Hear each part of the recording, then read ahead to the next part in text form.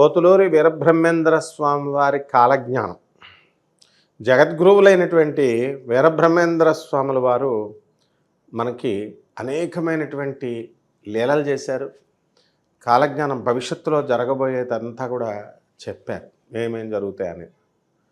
అయితే ఒకసారి ఏం జరిగిందంటే, నవాబుకి కాలజ్ఞానం వినిపించాలని చెప్పేసి వీరబ్రహ్మేంద్ర స్వామి వారిని ఆహ్వానిస్తాడు నవాబు. ఆయన వీరబ్రహ్మేంద్ర స్వామి వారికి ఒకసారి దేశాటనం చేయాలనేటటువంటి ఒక కోరిక పుట్టింది. అప్పుడు ఆయన బనగానపల్లి నవాబు విన్నాడు. ఈయన యొక్క మొత్తం అంతా కూడా విని జోస్యాలు మహిమలు ఈయన వీరబ్రహ్మేంద్ర స్వామి వారు చెప్తుంటే పిలిపిస్తాడు. అతనికి నమ్మకం కలగలేదు. అయినా సరే అందులో ఎంతవరకు నిజం ఉంది అని తెలుసుకోవాలనుకొని ఏం చేశాడంటే, పోతులూరి వీరబ్రహ్మేంద్ర స్వామి వారి ఎంత సత్యం ఉందో తెలుసుకుందామని చెప్పేసి ఆయన భటులందరి చేత బ్రహ్మంగారిని పిలిపించారు. బ్రహ్మంగారు వచ్చారు. వస్తే ఎదురు వెళ్ళి నమస్కారం చేశాడు, చక్కగా స్వాగతం పలికాడు. వచ్చిన తర్వాత ఒక ఆసనం మీద కూర్చోబెట్టాడు. మరి వచ్చిన వాళ్ళకి ఏదో ఒకటి తిండి పెట్టాలి కదా, అందుకని నవాబ్ ఏం చేశాడు, తన సేవకుని పంపి మీరు పళ్ళు పలహారాలు తీసుకురండి అని చెప్పాడు. అందులో బ్రహ్మంగారికి తెలియకుండా మాంసపు ఖండాలు, అంటే మాంసం మొక్కల్ని ఆ ప్లేట్లో పెట్టేయమన్నాడు. పళ్ళు ఫలహారాల మధ్య పెట్టేసి ఒక వస్త్రానికి కప్పేసి తీసుకురమ్మంటే పురమాయించేసరికి నవాబ్ ఆదేశం ప్రకారం ఈ భటుడు తీసుకొస్తే బ్రహ్మంగారు ఏమంటారంటే, ఆ వస్త్రం ఉండగా నేను తినను అని నవ్వి ఆ వస్త్రాన్ని తీయమనగానే నవాబ్ ఆశ్చర్యపోతాడు. ఈసారి ఏదో గురువులతో అందుకే ప్లే చేయకూడదు అనమాట, ట్రిక్స్ ప్లే చేయకూడదు.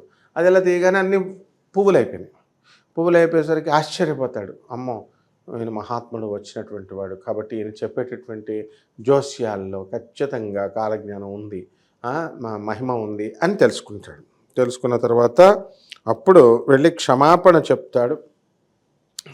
చెప్పి, అయ్యా మీరు గురువుగారు నాకు కూడా కాలజ్ఞానాన్ని వినిపించండి అని అడుగుతారు. అప్పుడు కొన్ని సంగతులు వివరించారు. వాటిల్లో మన యొక్క జగద్గురువు అయినటువంటి పోతులూరి వీరబ్రహ్మేంద్ర స్వామి వారు అని చెప్పిన దాంట్లో ఒకటి ఏంటంటే, విచిత్రమైనటువంటి ఈత చెట్టు ఒకటి పుడుతుంది. ఆ ఈత చెట్టు రాత్రులు నిద్రపోద్ది, అంటే ఇలా పొడుగుండిపోద్ది, మనుషులు పడుకున్నట్టు. మళ్ళీ లేచి నిలబడుతుంది పగలయ్యేసరికి. ఇలా 8 సంవత్సరాలు దాటిన తర్వాత ఆ చెట్టు చనిపోతుంది, నశిస్తుంది. అప్పటి నుంచి ఇక ఆ చెట్టు అలా ప్రవర్తించిన తర్వాత నుంచి దేశంలో కరువు ప్రారంభం అవుద్ది అన్నారు. ఇది జరిగింది, మన తెలుగు రాష్ట్రాల్లోనే జరిగింది ఈ విషయం యథార్థంగా. గుంటూరు దగ్గర చేబ్రోలు అని ఒక ఊరుంది.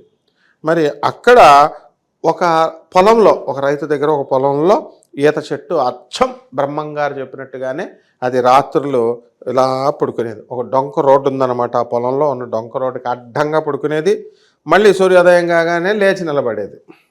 ఈ వింత చెట్టు గురించి అప్పట్లో జనమంతా కూడా తెగ చెప్పుకొని మొత్తం మన దినపత్రికలో, లీడింగ్ దినపత్రికల్లో, న్యూస్ పేపర్లలో కూడా వచ్చిందనమాట. అలాగే కలియుగంలో 5097వ సంవత్సరం వస్తుంది. అక్కడ ఎన్నో విశేషాలు జరుగుతాయి. ఆ సంవత్సరం పేరు ధాతృనామ సంవత్సరం అన్నమాట. ఆ సంవత్సరంలో అనేక ఊళ్ళల్లో మనకి రూపాయికి చారెడు బియ్యం మాత్రమే దొరుకుతాయి. జనం అరిచి చనిపోతారనమాట. ఇప్పటికే మనం బియ్యాలు కనుక చూసుకుంటే ధరలు మండిపోతున్నాయి. ఇప్పుడు 100 రూపాయల దగ్గరికి మనకి కిలో బియ్యం వస్తున్నాయి, 80, 100 ఇలా చూస్తున్నాం కదా. కాబట్టి ఇంకా ఆకలి చావులు మొదలయ్యాయి. కాబట్టి కొన్నాళ్ళకి పేద ప్రజలకు అందుబాటులో లేకుండా ఈ బియ్యం ఉంటాయి అని చెప్పడంలో ఏ విధమైనటువంటి సందేహము లేదు. ఇకపోతే బ్రహ్మంగారు అన్నీ కూడా మీరు ఎవరినైనా చూడండి, మొహమాటం లేకుండా నిజాయితీగా నిర్భయంగా చెప్పాలి. అంతేగాని నా బాబు ఏమనుకుంటాడో, గవర్నమెంట్ ఏమనుకుంటుందో అని చెప్తే ఇంక నువ్వు గురువు ఎలా అవుతావు? కాబట్టి జగద్గురువు అయినటువంటి పోతులూరి వీరబ్రహ్మేంద్ర స్వామి వారు చెప్పారు అన్నీ కూడా నిజాయితీతో, నిర్భీతితో అన్నీ చెప్పేవారు. ప్రజలకి మనకి మంచి జరగాలి అనేటటువంటి ఉద్దేశంతో నవాబుని సంతోషపెట్టేందుకు తనకి ఆయన ఎప్పుడు కూడా ప్రయత్నించలేదు. ఏది నిజంగా తనకు అనిపించిందో దాన్నే చెప్పుకుంటూ మనకి గురుదేవులైనటువంటి పోతులూరి వీరబ్రహ్మేంద్ర స్వామి వారు చెప్పారు. దానికి ఎన్నో ఉదాహరణలు ఉన్నాయి.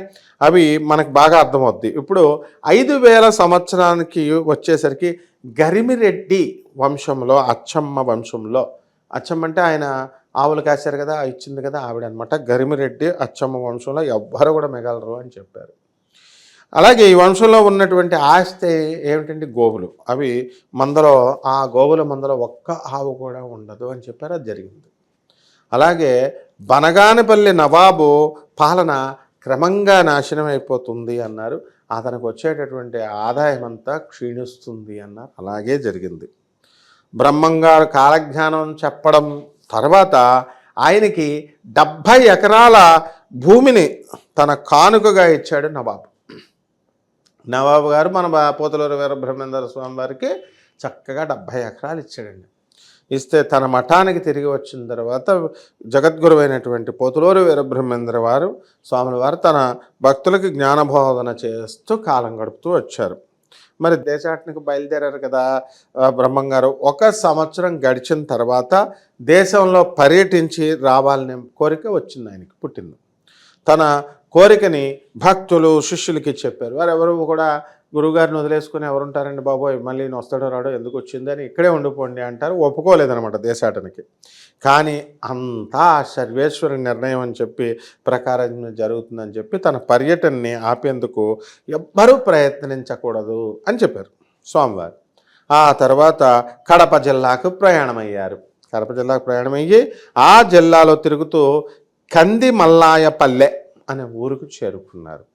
చేరుకున్న ఆ ఊరు ఆయనకు చాలా బాగా నచ్చేసిందండి. ఇంకా అందుకని అక్కడే నివాసం ఏర్పాటు చేసేసుకొని ఆయన ఒక మామూలు వడ్రంగిలాగా బ్రతుకుతూ అక్కడ జీవితం గడుపుతున్నారు. తన గురించి కానీ ఎప్పుడు ఎవరికి గొప్పలుగా చెప్పుకోవడం కానీ ఏది కూడా చేయలేదు ఆయన. ఇలా ఉంటే ఆ ఊరిలో ఒక అమ్మవారి గుడి ఉందన్నమాట. అది పోలేరమ్మ గుడి. ఆ గుడిలో ప్రతి సంవత్సరము కూడా వేలాది రూపాయల ఖర్చుతో మనకి జాతర జరగడం ఆనవాయితీ. ఇప్పుడు చాలా గ్రామాల్లో జరుగుతాయి కదా, అలా అనమాట. దీనికోసం ఊళ్ళో ఉన్న వారంతా కూడా చందాలు వేసుకునేవారు. ఆ ఊరి పెద్దలంతా ఏం చేశారు, వడ్రంగి పని చేసుకుంటూ ఉన్నాడు కదా, బ్రహ్మంగారి దగ్గరికి వచ్చి అమ్మవారి జాతరకి చందా ఇమ్మని అడిగారు. అడిగితే తాను పేదవాడినని చెప్పి తానేమీ ఇవ్వలేనని చెప్పేసి బ్రహ్మంగారు చెప్పారు. అప్పుడు దాంతో ఆ ఊరి పెద్దలంతా కూడా ఆయనతో ఎగతాళి చేశారు. ఇక తప్పనిసరి పరిస్థితుల్లో తాను జాతరకు ఏదో ఒకటి ఇస్తానులే అని చెప్పేసి, కానీ అందుకోసం అమ్మవారి గుడి దగ్గరికి పెద్దలందరూ కూడా మీరంతా రావాలి అని చెప్పాడు. చెప్తే బ్రహ్మంగారు చెప్పారు. ఆ మాట ప్రకారం అందరూ కలిసి ఆ ఊరికి మొత్తం దేవత గుడి దగ్గరికి, పోలేరమ్మ తల్లి దగ్గరికి వచ్చారు. వస్తే గుడి బయట నుంచున్నాడు కదా బ్రహ్మంగారు, ఒక చుట్ట తీసుకున్నాడు. చుట్ట తీసుకుని గుడిలో అమ్మవారిని ఉద్దేశించి ఏమన్నాడు, నిప్పు తీసుకురా అని అమ్మవారిని అన్నాడు. పిలిచేసరికి వెంటనే అమ్మవారు ఏం చేసిందండి, అదృశ్య రూపంలో ఒక మూకుళ్ళలో నిప్పుని ఆయనకి తీసుకొని వచ్చి వీరబ్రహ్మేంద్ర స్వామి వారికి ఇచ్చింది. అక్కడ ఉన్నటువంటి పెద్దలంతా భయం వేసి వాళ్ళకి ముక్కును వేలేసుకున్నారు. అలాగే వీరబ్రహ్మేంద్ర స్వాముల వారు, మనం జగద్గురువైనటువంటి ఆదిశంకరాచార్యులు వారు ఏ విధంగా అయితే అన్ని మతస్థుల్ని కూడా ఆయన హక్కును చేర్చుకుంటారు. మీరు ఎవరినన్నా తీసుకోండి, మహాత్ములు మనకి రామానుజాచార్యులు వారు, తర్వాత మధ్వాచార్యులు వారు, జగద్గురు ఆదిశంకరాచార్యులు వారు, ఎవరైనా సరే, స్వామి వివేకానంద, మహాత్ములంతా కూడా అన్ని మతాలని కూడా సమానంగా ఆదరిస్తారు బ్రహ్మంగారు. వివాహం అయిన తర్వాత కొంతకాలం ఆయన తన భార్యతో కలిసి జీవిస్తూ తన శిష్యులకి శిష్యబోధన చేసుకుంటూ గడిపారు. ఆయనకి ఎక్కడా కూడా తనను తాను దేవుడిగా కానీ దేవదూతగా కానీ ఆయన అస్సలు ప్రకటించుకోలేదు. తనకు శిష్యులు ఉన్నారని కూడా ఆయన చెప్పలేదు, ఎవరికి కూడా చెప్పుకోలేదు. ఎప్పుడూ కూడా తన వద్దకు వచ్చేటటువంటి సామాన్య ప్రజల సందేహాలను తీర్చేందుకు మాత్రమే ప్రయత్నిస్తూ ఉండేవారు ఆయన. అంతే తప్ప తన గురించి కానీ తన శక్తి గురించి కానీ అసలు చెప్పుకోలేదు. మహిమలను కూడా ఎప్పుడు కూడా ప్రదర్శించుకోలేదు. అందుకు ఆయనకి అసలు ఆసక్తే ఉండేది కాదు. అందువల్ల బ్రహ్మంగారిని ఎవ్వరు కూడా స్వామీజీగా ఎవ్వరు కూడా గుర్తించలేదు. ఇప్పుడు చూడండి, స్వామీజీ అంటూ అందరూ వాళ్ళని జగద్గురువు, సద్గురువు, సిద్ధగురువు అని చెప్పేసి పేర్లు పెట్టేసి వాళ్ళ శిష్యులు వాళ్ళకి సేవ, కారుల్లో సేవ, పాద పూజలు ఇలాంటివన్నీ చేస్తూ ఉంటారు. ఒకడికి ఒక శక్తి కూడా ఉండదు. కానీ అన్ని శక్తులు ఉన్నటువంటి జగద్గురువు అయినటువంటి వీరబ్రహ్మేంద్ర స్వాముల వారు ఎప్పుడూ కూడా ఆయన ఆయన ఎవరో కూడా ప్రజలు స్వామీజీగా గుర్తించలేదు. ఎందుకంటే అన్ని మతాల వారిని ఆయన ఆదరించారు కాబట్టి. ఇలా అనుకుంటే బ్రహ్మం గారికి ఇంకా ఇలా చెప్పుకోవడం వాళ్ళు గుర్తించలేకపోవడం ఏమిటి? అసలు ఆయనకి ఇష్టం లేదు. ఆయన సంకల్ప మాత్రం చేత ఆయన గుర్తింపబడతాడు. కాబట్టి ఆయన్ని ఒక జ్ఞానిగా మాత్రమే గుర్తించారు తప్ప అంతే హిందూ మతానికి సంబంధించినటువంటి గురువుగా ఎవరో కూడా గుర్తించలేదు. కాబట్టి ముస్లిం మతస్థులు ఎవరైతే ఉన్నారో వాళ్ళు కూడా ఆయన శిష్యులుగా ఉన్నారు. ఆయన మానవులందరినీ కూడా మతం దృష్టితో చూడలేదు. అందువల్లనే ఆయనకి అన్ని మతాల వారిలో కూడా గుర్తింపు వచ్చింది. ఇప్పుడు ఆయన చెప్పినటువంటి కొన్ని వాటిల్లో ప్రయాగ తీర్థంలో చాలామంది మరణిస్తారు, కొద్దిమంది మాత్రమే బ్రతుకుతారన్నారు. అక్కడ మరి ప్రయాగ పుణ్యక్షేత్రం చాలామంది భక్తులు మరి అక్కడ ప్రమాదాలు జరుగుతున్నాయి, ఒకసారి జరిగినాయి కూడా. అలాగే భక్తులంతా ఎక్కువ మంది మరణిస్తారని చెప్పారు. అలాగే సరస్వతీదేవిని దుకాణాలలో అమ్ముతారు అని చెప్పారు. అంటే సరస్వతీదేవి చదువుకోవడం అంటే ఏంటి? చదువు కొనడం అయిపోయింది. ఇప్పుడు చదువుకోవడం కాదు, కష్టపడి చదువుకోవడం కాదు.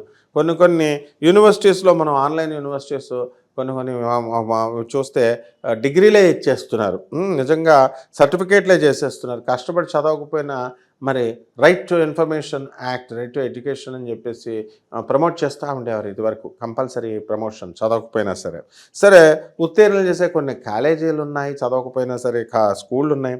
అలా కనుక వీలు లేకపోతే కొన్ని తమిళనాడు ఇలాంటి చోట్ల కొన్ని విశ్వవిద్యాలయాలు సర్టిఫికేట్లు ఇచ్చేటటువంటి సౌలభ్యం కూడా పుష్కలంగా ఉన్నాయని ఎన్నోసార్లు మనం వార్తలు వింటున్నాం. కాబట్టి బ్రహ్మం గారు చెప్పినట్లుగా సరస్వతీదేవిని అమ్మేవాళ్ళు అమ్ముతున్నారు, కొనేవాళ్ళు కొనుక్కుంటున్నారు. ఇక మూసీ నది ఉంది కదండి హైదరాబాద్లో, మూసీ నది పొంగి నగరాన్ని ముంచేస్తుందన్నారు. ఆ వరదల్లో ప్రజలంతా కూడా మరణిస్తారు. అనంతరం నీ వంశీయులు ఈ పట్టణాన్ని తిరిగి మళ్ళీ బాగు చేస్తారు. నీ సామ్రాజ్యం గల అడవులు అన్నీ కూడా ఫలవంతంగా మారతాయి, పల్లెలు పట్టణాలుగా మారతాయి, చంద్రమతీదేవి కళలు మళ్ళీ తొలగిపోతాయి అని చెప్పారు. హైదరాబాద్ విషయంలో వాక్కు రూఢి అయ్యింది. మనకు 1908వ సంవత్సరంలో మూసీ నదికి వరదలు వచ్చాయండి. వస్తే 6వ నిజాం నవాబ్ ఎవరో కాదండి, మహబూబ్ అలీఖాన్ సమక్షంలో దానికి పరిష్కారం దొరికింది. ఆయన హైదరాబాద్ నగరం మళ్ళీ తిరిగి బాగుపడింది. ఆ తర్వాత చాలా వర్షాలు వరదలు వచ్చినా సరే ప్రజలకు ఎవరికి కూడా ఇబ్బంది లేకుండా పోయింది. మరి బ్రహ్మంగారు మాటలు అక్షర సత్యాలయ్యాయి. మరి అలాగే స్త్రీలంతా కూడా పరపురుషులతో యథేచ్ఛగా తిరుగుతారని చెప్పారు. మరి ఇప్పుడు మనం చూస్తున్నాము, స్త్రీలు పురుషుల్లో కామవాంఛలు బాగా పెరిగిపోయి వావి వరుసలన్నీ కూడా మాయమైపోయి లివింగ్ ఇన్ రిలేషన్ అని పెళ్ళిళ్ళు చేసుకోకుండా ఇలా రకరకాలుగా వాళ్ళు తిరుగుతున్నారు, డేటింగ్ అని ఇలా. మరి అలాగే తనను తాను అర్థం చేసుకునేటటువంటి వాళ్ళకి తనను తాను రమణ మహర్షి గారు అన్నట్టుగా తనను తాను ఎవరైతే తెలుసుకుంటారో కోహం అని చెప్పి నిన్ను నువ్వు తెలుసుకో అనేటటువంటి వాళ్ళకు మాత్రమే వీరబ్రహ్మేంద్ర స్వామి దర్శనం అవుతుంది. అలాగే వీరబ్రహ్మేంద్ర స్వామి వారు అర్థమవుతారు, వాళ్ళకి కనబడతారు. అలాగే ఆఖరిగా అతి ముఖ్యమైనటువంటిది పోతులూరు వీరబ్రహ్మేంద్ర స్వామి వారు ఒకటి చెప్తారండి. అసలు మనకి ముందు ఏమవుతుందండి, ముచ్చమంత బంగారం కూడా ఉండదు అని చెప్పారు. అసలు ఇది నిజం. ఇప్పుడు తులం ఎంత అవుతుందండి? 80,000 దాటుతుంది. ₹1,00,000 పెద్ద పరిస్థితి ఏముందండి? కాబట్టి అస్సలు ఇంకా మళ్ళీ మనకు బంగారం దొరికే అవకాశం లేదు. అయితే దానికి ఒక చక్కటి ఉపాయాన్ని చెప్పారు. మన ఇంట్లో స్థిర నివాసంగా బంగారం ఉండాలన్నా, మహాలక్ష్మి ఉండాలన్నా దాన ధర్మాలు విపరీతంగా చేయమన్నారు. వికలాంగులకి, ముసలి వాళ్ళకి, ఆ తర్వాత అనాథలకి, తర్వాత ఎవరైతే help the poor help the needy అని స్వామి వివేకానంద చెప్పినా అదే చెప్పారు. ఎవరైతే విరివిగా ఇళ్లల్లో దాన ధర్మాలు, భోజనాలు ఇవన్నీ కూడా చేస్తూ ఉంటారో అటువంటి వాళ్ళ దగ్గర లక్ష్మీదేవి స్థిర నివాసమై చక్కగా బంగారం ఉంటుంది. అంత బంగారం రేటు ముందులో వెళ్ళిపోయినాయి. అందుకనే మీరు చూడండి, చాలామంది 250 తులాల బంగారం కొన్నవాళ్ళు ఉన్నారు. వాళ్ళ ఇంట్లో వాళ్ళ కూతురుకు పెళ్లి కాదు, ఇంకొకళ్ళు 100 తులాల బంగారం దాకా కొంటారో తాకట్టు పెట్టేస్తారు బ్యాంకుల్లో. ఇవన్నీ కూడా ఎందుకంటే ఇవే కారణాలు. కాబట్టి అందరూ పిసనారితనాలు చేసి బంగారాలు దాచుకుని కొనుక్కోవాల్సినటువంటి అవసరం లేదు. ధర్మబద్ధంగా ఉండేటటువంటి వాడిని మాత్రమే బంగారం మిమ్మల్ని చక్కగా ఆశీర్వదిస్తుంది. కాబట్టి దాన ధర్మాలు బాగా చేయండి. తర్వాత పేదవాళ్ళకి చేయండి, అనాథ పిల్లలకి చేయండి. తర్వాత చక్కగా మిమ్మల్ని చేయి చాచి వచ్చినటువంటి ప్రతి పేదవాడిని గౌరవించండి, గుర్తించండి. ఈ విధంగా చేసుకుంటే మీకు బ్రహ్మంగారు చెప్పినటువంటి కాలజ్ఞానంలో ఉన్నటువంటి అన్ని పాయింట్లు మీకు జరిగిపోతాయి. ముఖ్యంగా బంగారం విషయంలో నొక్కి నొక్కి చెప్పారు గురువుగారు. కాబట్టి ఇలాంటి పోతులూరి వీరబ్రహ్మేంద్ర స్వామి వారి కాలజ్ఞానంలో చెప్పినటువంటి అనేకమైనటువంటి విషయాలు వందల వందల వీడియోలు అవుతాయి మనం చెప్పుకుంటూ పోతే. ఆయన మహిమలు తప్పకుండా సద్గురువు ఆయన, జగద్గురువు ఆయన, పరమాచార్య ఆయన.